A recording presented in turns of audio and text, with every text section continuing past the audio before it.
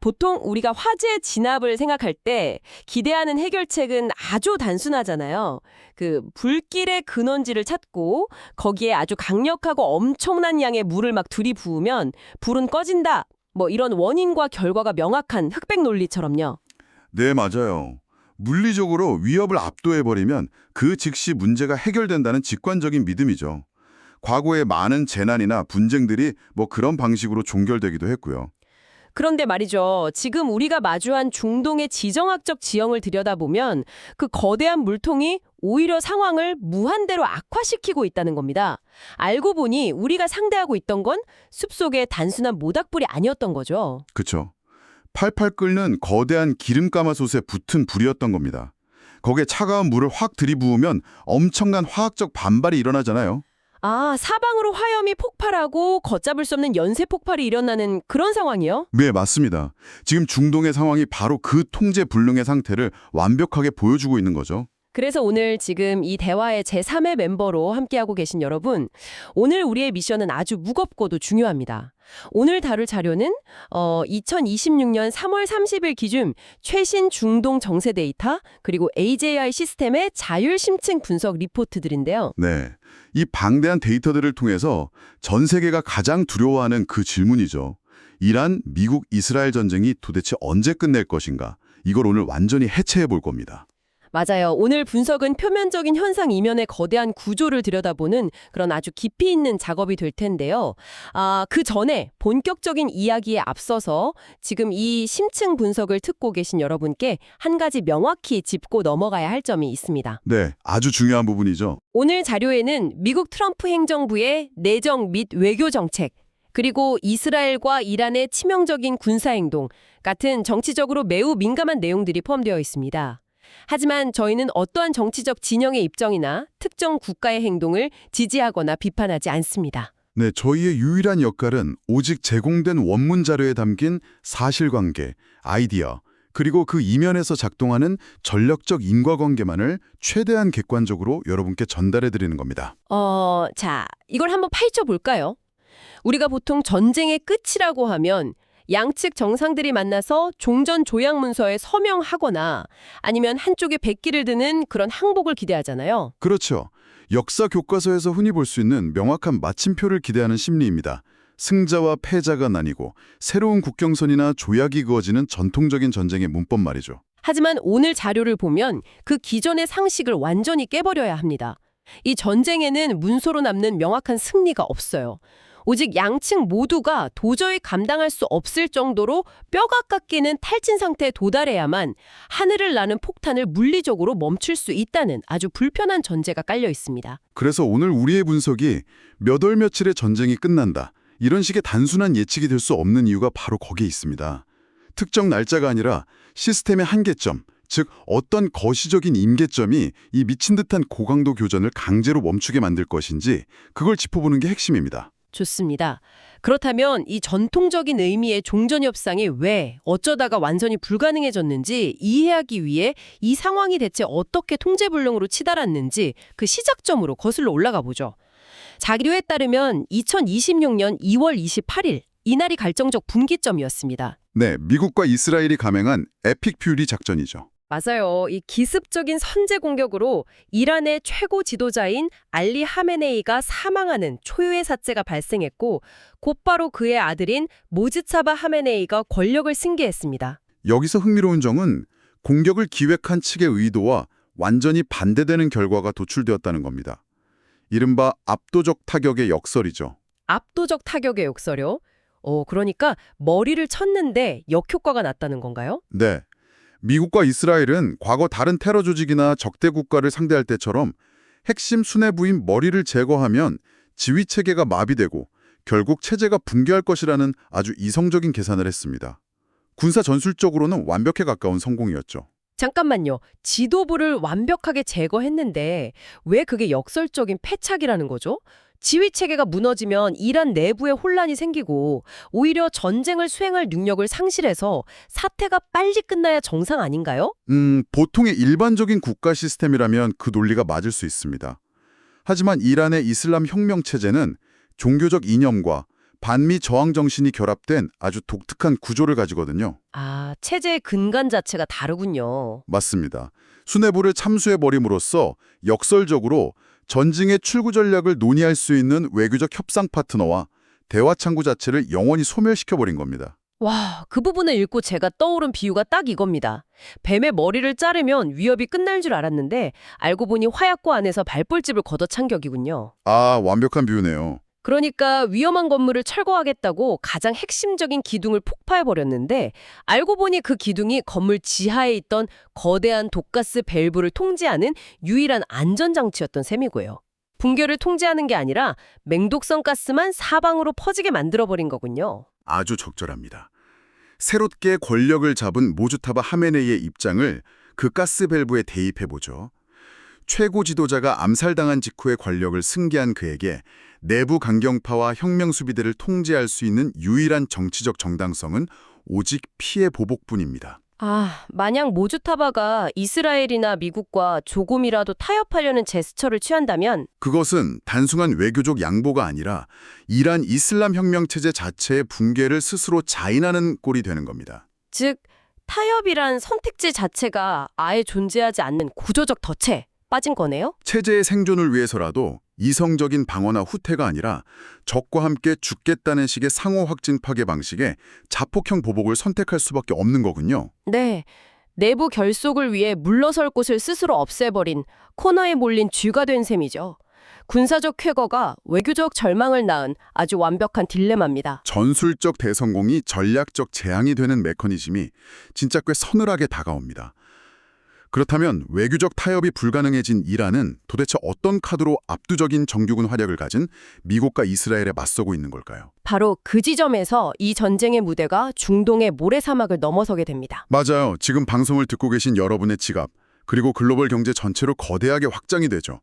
이란이 아예 글로벌 에너지망 자체를 볼모로 잡아버렸잖아요. 이란 역시 정규군의 전면전이나 공군력으로는 미군을 절대 이길 수 없다는 그 물리적 현실을 너무나 잘 알고 있습니다. 그래서 그들이 선택한 비대칭 전략이 바로 고통의 세계화. 고통의 세계화. 결국 세계 경제의 대동맥이라 불리는 호르무즈 해협을 봉쇄해버린 거군요. 네. 하루에 무려 2천만 배럴, 전 세계의 원유 공급량의 20%가 지나는 길목이죠. 그뿐만 아니라 사우디아라비아의 라스타누라 정유시설 같은 친미 국가의 핵심 에너지 인프라를 전면 타격하고 있습니다. 게다가 후티 반군 같은 지역 대리 세력을 동원해서 하루에 900회 이상의 게릴라식 공습을 막 쏟아붓고 있단 말이죠. 그렇죠. 이건 단순히 두 국가 간의 영토 분쟁이 아니라 글로벌 스케일의 거대한 인질극이 벌어지고 있는 겁니다. 와, 이 끔찍한 교착 상태를 두고 오늘 분석 자료에 등장하는 세 그룹의 전문가들이 완전히 다른 시각을 보이고 있잖아요. 이들이 똑같은 데이터를 보면서도 왜 이렇게 첨예하게 다른 결론을 내리는지 그 배경 논리를 좀 짚어봐야 할 것 같아요. 각 그룹이 속한 기관의 본질적인 성격, 즉 그들이 세상을 바라보는 렌즈가 완전히 다르기 때문입니다. 첫째로 워싱턴의 강경파 군사 전략가들의 시각이 있습니다. 아, 그 사람들은 세상을 어떻게 보나요? 이들은 세상을 군사력과 폭격 분화구의 크기로 초점합니다. 그래서 이란의 미사일과 핵 인프라를 90% 이상 파괴하면 견디다 못한 이란 내부 민중들이 들고 일어나 정권이 붕괴할 것이고 그때 전쟁이 끝난다고 주장하죠.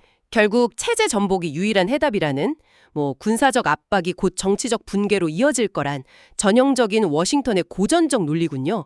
그럼 두 번째, 월스트리트 분석가들의 렌즈는 어떻습니까? 월스트리트는 세상을 엑셀 스프레드시트와 달러의 흐름으로 봅니다. 이들은 이념이나 군사력보다는 숫자의 파괴력을 믿죠. 아, 돈의 흐름이 전쟁을 멈출 거다. 네, 워싱턴의 생각은 환상이다. 전 세계 에너지망이 마비되면서 유가가 폭등하고 있기 때문에 글로벌 경제가 이 압력을 견디지 못하고 길어야 3에서 4개월 내에 미국이 먼저 강제 휴전을 압박할 것이라고 분석합니다. 그리고 마지막 세 번째가 테헤란 내부 체제 분석가들인데 이분들은 상황을 가장 어둡게 보고 있더라고요. 이 전쟁은 현 정권이 붕괴하지 않는 한 영원히 끝나지 않을 것이라고요. 테헤란의 렌즈는 바로 생존과 이념입니다. 이들은 이란 혁명 수비대의 내재적 속성을 누구보다 잘 알죠.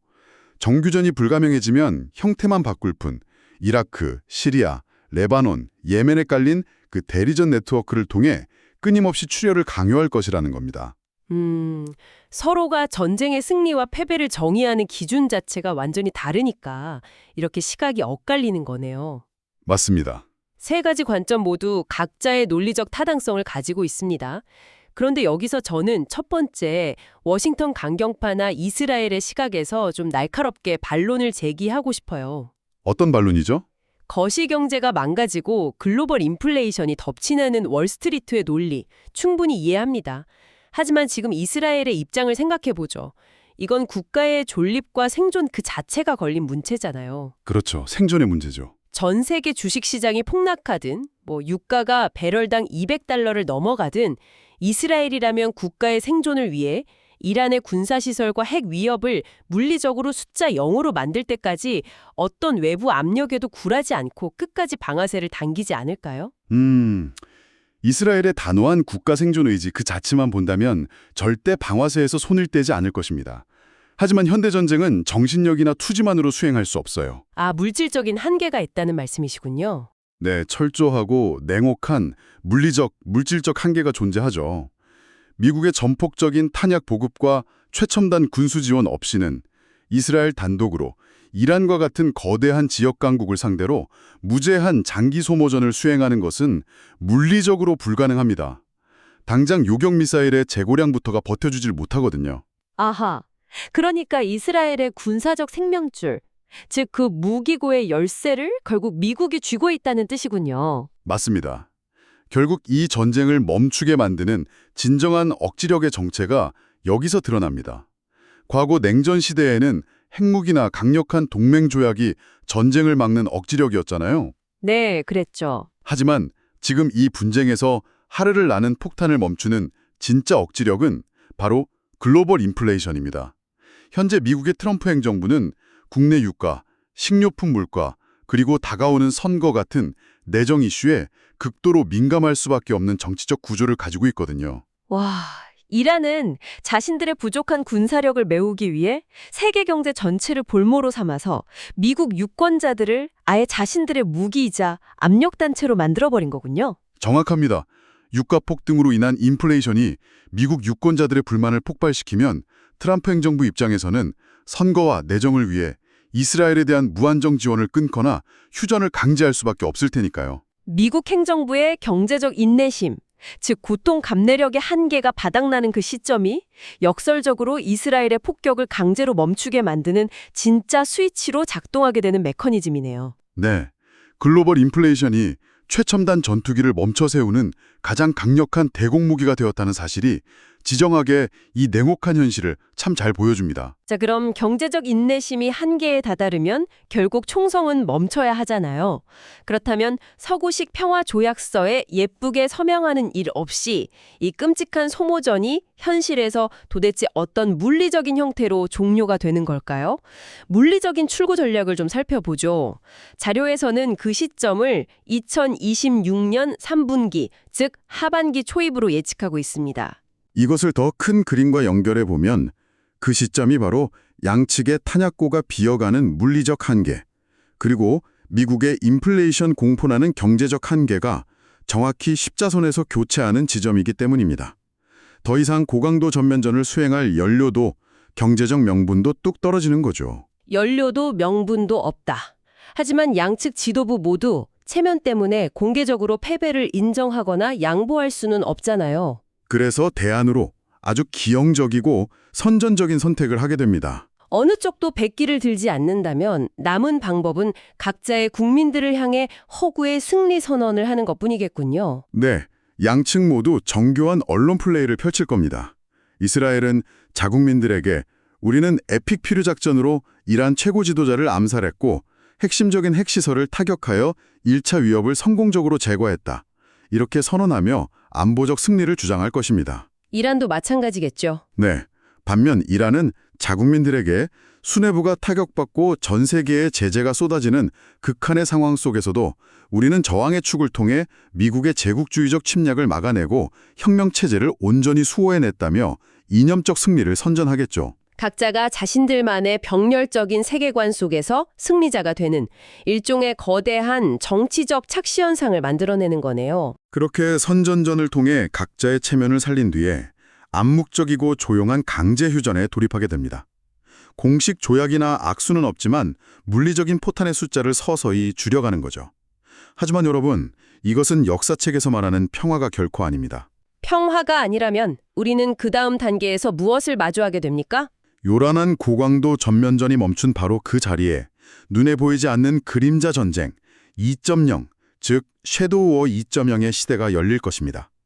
사이버 인프라 해킹, 해외 요인 암살, 상선 타격, 그리고 대리 세력을 통한 저강도 테러가 아주 일상화되는 시대죠. 전쟁과 평화라는 그 이분법적 경계가 완전히 무너진 거네요. 네, 새로운 형태의 상시적 분쟁 상태가 중동의 뉴 노멀로 굳어지게 되는 겁니다. 여기서 정말 흥미로워지는 부분은요. 이 심층 자료가 짚어낸 가장 반직관적인 나비 효과입니다. 이 끔찍한 전면전과 그림자 전쟁 사이에서 발생하는 최대의 피해자이자 지정학적 패배자가 이스라엘도 이란도 아니라는 거예요. 네, 분석에 따르면 이 상황에서 가장 큰 타격을 입은 건 바로 사우디아라비아나 아랍에미리트 같은 친미 성향의 걸프 연안국들이죠. 맞아요. 이스라엘과 이란이 치고받는 사이 이 걸프 국가들의 취약성이 완전히 노출되었기 때문이죠. 이란의 미사일과 드론 공격에 자신들의 정유시설과 담수화 플랜트가 무방비로 타격받는 것을 보면서 이들은 수십 년간 맹신했던 미국의 안보우산이 그저 구멍난 우산에 불과하다는 뼈저린 현실을 목격한 겁니다. 결국 자신들의 생존을 담보해주지 못하는 동맹에 극심한 회의감을 느끼게 된 거군요. 생존을 위한 국가들의 냉혹한 계산은 아주 빠르게 태도를 바꿉니다. 걸프 국가들은 향후 이란의 보복을 피하고 자국의 인프라를 지키기 위해 미국 주도의 중동 질서에서 거리를 두고 오히려 적국인 이란과 직접 타협하는 독자 노선을 택할 가능성이 매우 높습니다. 미국 입장에서는 이스라엘을 지키려다 중동 전체에 대한 동맹 네트워크와 영향력을 상실하게 되는 정말 뼈아픈 결과표를 받아들이게 되는 거네요. 그럼 이게 다 무슨 의미일까요? 지금 이 방송을 듣고 계신 여러분의 관점에서 이 거대한 지정학적 지진을 어떻게 받아들여야 할까요?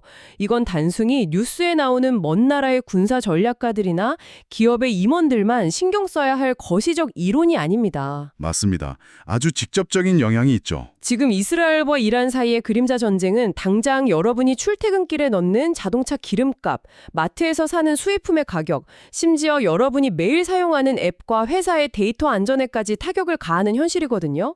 전문가님, 우리 청취자분들이 일상과 비즈니스에서 어떤 변화를 체감하고 대비해야 할까요? 지금까지 우리가 누려왔던 효율적이고 값싼 세계화 시대는 이제 완전히 끝났다는 것을 인정하는 것이 그 첫걸음입니다. 만약 여러분이 다니는 회사가 해외에서 부품을 수입하거나 물류와 관련된 업무를 한다면 호르무즈 해협이나 홍해를 지나는 물류 노선의 붕괴는 더 이상 한두 달 견디면 끝날 일시적 이벤트가 아닙니다. 상시적인 위협이라는 거군요. 네. 아프리카 최남단 희망봉으로 수만 킬로미터를 우회해야 하는 막대한 물류비 폭등이 이제 우리 경제의 디폴트, 즉 상수가 된 세상에서 비즈니스를 해야 한다는 뜻입니다. 단기적으로 원유 가격이 조금 떨어졌다고 해서 다시 예전의 중동 중심 공급망으로 돌아가려는 태도는 아주 치명적인 실수로 이어질 수 있습니다. 에너지 포트폴리오 자체를 바꿔야겠네요. 그렇죠. 에너지 조달 역시 중동의 화석연료 의존도를 구조적으로 낮추고 미국산 셰일가스나 대체 에너지로 다변화하는 것이 필수적인 생존 전략이 되었습니다. 값을 바꿔버리는 거군요. 그리고 세 번째 권고안인 사이버 보안에 대한 경고도 굉장히 현실적으로 다가옵니다. 물리적인 군사력에 바닥난 이란 연계 해커 그룹들은 이제 눈을 돌려 글로벌 기업들의 데이터 센터나 일반인들이 사용하는 통신 인프라, 금융망을 상대로 랜섬웨어나 마비 공격을 펼칠 것입니다. 당장 우리 회사가 타겟이 될 수 있다는 말이군요. 네, 그림자 전쟁. 이점형의 타겟은 이스라엘의 군사기지뿐만 아니라 당장 여러분이 오늘 접속하는 회사의 서버나 클라우드 시스템이 될 수 있습니다. 지금 당장 모의 침투 테스트와 물리적 데이터 분리 조치를 실행해야 합니다. 정말 모든 것이 하나로 연결되어 있다는 걸 실감하게 되네요. 물론 오늘 우리의 이런 논리적인 예측조차 단숨에 휴지 조각으로 만들어버릴 수 있는 이른바 블랙스완의 가능성도 항상 열어두어야겠죠. 예측을 벗어나는 극단적 변수들은 늘 존재하니까요. 가장 대표적인 것이 이란의 내부 통제력 상실입니다. 극심한 경제난과 인플레이션으로 민중분기가 일어나 정권이 자멸하는 시나리오, 혹은 반대로 러시아나 중국이 중동의 힘의 균형을 완전히 깨트릴 수 있는 게임 체인저급의 전략 무기를 이란에 대량으로 지원하는 상황이 발생한다면 이 전쟁의 양상은 오늘 우리의 분석과는 전혀 다른 파국으로 흘러갈 것입니다. 자, 이제 오늘 다룬 방대한 신층 분석의 핵심을 간결하게 정리해 보겠습니다. 결론적으로 우리가 기대하는 종전 조인식이나 서명된 평화 조약은 없습니다. 양측의 타협 창구는 완전히 소멸되었고 호르무즈 해역 봉쇄라는 경제적 인질극이 전 세계에 강요한 인플레이션의 고통이 역설적으로 강제 휴전을 이끌어낼 것이며 그 후 각자의 정치적 생존을 위한 가짜 승리 선언이 이어질 것이며 무너진 중동의 안보 질서 뒤에는 사이버 공격과 저강도 테러가 일상화되는 끝없는 그림자 전쟁, 이저명이 도사리고 있다는 점을 확인했습니다. 네, 눈에 보이는 폭격기보다 눈에 보이지 않는 인플레이션과 사이버 공격, 그리고 붕괴된 동맹의 신뢰가 앞으로 세상을 움직이는 훨씬 더 무서운 무기가 될 것이라는 명백한 방증이죠. 여러분, 오늘 우리가 이 전쟁의 출구 전략과 에너지 물류망 붕괴를 살펴보면서 짚고 넘어가지 않은 아주 숨겨진 거대한 질문이 하나 있습니다. 오늘 분석 자료 이면에 짙게 깔려있는 도발적인 질문을 하나 던지며 마무리를 해볼까 하는데요. 아, 그 부분 말씀이시군요. 네. 최근 이란이 호르무즈 해협 통과 조건으로 혹은 제재를 우회하는 조건으로 원유 거래에 위안화 결제를 강제하려는 움직임들이 포착되고 있습니다. 여러분, 한번 스스로에게 질문해 보시죠. 과연 이것이 단순히 중동에서 미국의 숨통을 조이고 제재를 회피하기 위한 국지적인 전술에 불과할까요? 아니면 미국 달러가 지배하고 있던 세계 경제의 근간을 근본적으로 뒤흔들고 중국이 주도하는 다극화 경제 시스템의 도래를 우리가 생각하는 것보다 아주 훨씬 더 빨리 앞당기고 있는 거대한 신호탄은 아닐까요? 이 마지막 질문이 품고 있는 지정학적 무게감은 실로 엄청납니다. 지역전쟁이라는 물리적 파괴를 넘어서 21세기의 글로벌 금융 패권과 기축통화의 질서 자체가 통째로 재편드는 거대한 지각 변동이 이미 시작되었을 수도 있다는 아주 무서운 함의를 담고 있으니까요. 처음에 우리가 불을 끄기 위해 던졌던 그 작은 물통이 단순한 기름 화재를 진압하기는커녕 세계를 받쳐떠고 있던 구조 자체를 태워버리는 거대한 불쏘시개가 되었을지도 모른다는 사실. 이 질문을 여러분의 일상 속에 깊이 곱씹어 보시길 바랍니다. 언제나 그렇듯 세상의 뻔한 표면 아래 진짜 작동하는 원리를 찾는 여정은 계속됩니다. 오늘 심층 분석은 여기서 마치겠습니다. 지금까지 함께해 주신 여러분 고맙습니다.